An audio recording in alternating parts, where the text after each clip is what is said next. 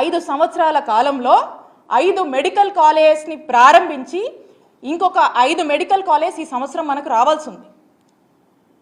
Next ఇయర్కి మనం చూసినట్టయితే ఇంకొక 7 మెడికల్ కాలేజ్ మనం ప్లాన్ చేసుకున్నాం. అంటే ఈ 17 మెడికల్ కాలేజ్ నేను ఏదైతే చెప్తా ఉన్నానో ఈ 17 మెడికల్ కాలేజెస్ ఒక యాక్షన్ ప్లాన్ అనేది మనం వేసుకున్నాం. ఏంటి యాక్షన్ ప్లాన్ అంటే ఫస్ట్ ఫేజ్లో ఒక 5 మెడికల్ కాలేజ్ తీసుకురావాలి, సెకండ్ ఫేజ్లో ఇంకొక 5 మెడికల్ కాలేజ్ తీసుకురావాలి, ఆ తర్వాత ఫేజ్లో ఇంకొక 7 మెడికల్ కాలేజ్ తీసుకురావాలి అనేది ఒక యాక్షన్ ప్లాన్ ఫేజ్డ్ మేనర్గా 3 ఫేజెస్ కింద మనం పెట్టుకున్నాం. అన్ఫార్చునేట్లీ మన ప్రభుత్వం వచ్చినాక కోవిడ్ పాండమిక్ వల్ల దేశమే స్తంభించిపోయింది.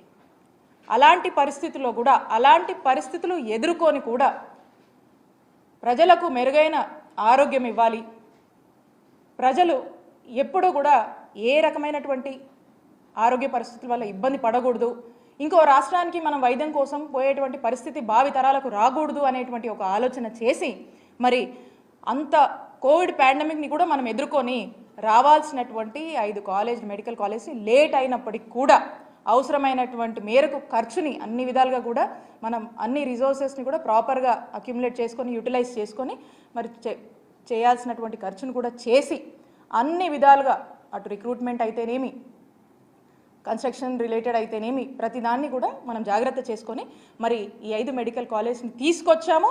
5 మెడికల్ కాలేజ్ని మరి లాస్ట్ ఇయర్ మీరు చూసారు జగన్మోహన్ రెడ్డి గారు వీటిని ప్రారంభించారు. మరి ఈ సంవత్సరానికి సంబంధించినటువంటి సెకండ్ ఫేజ్లో మనం మాట్లాడుతున్నటువంటి 5 మెడికల్ కాలేజెస్ వాటి పరిస్థితి ఏంటి?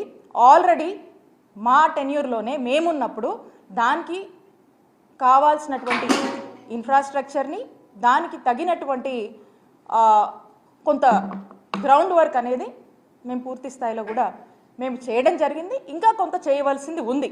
ఆ చేయవలసింది కూడా ఇప్పుడు ప్రభుత్వంగా ఆ బాధ్యత మీ మీద ఉందని తెలియజేస్తూ ఉన్నాం.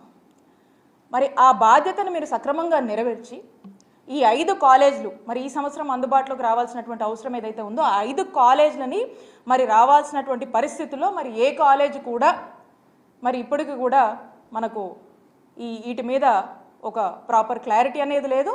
అండ్ అందులో మనం చూసినట్టయితే మీరు ఈ 5లో పులివెందుల మెడికల్ కాలేజ్ దీనికి సంబంధించి కొన్ని ఎంబీబీఎస్ సీట్లకు మనకు పర్మిషన్ వస్తే ఆ వచ్చినటువంటి ఆ పర్మిషన్ కూడా మరి దేశ చరిత్రలో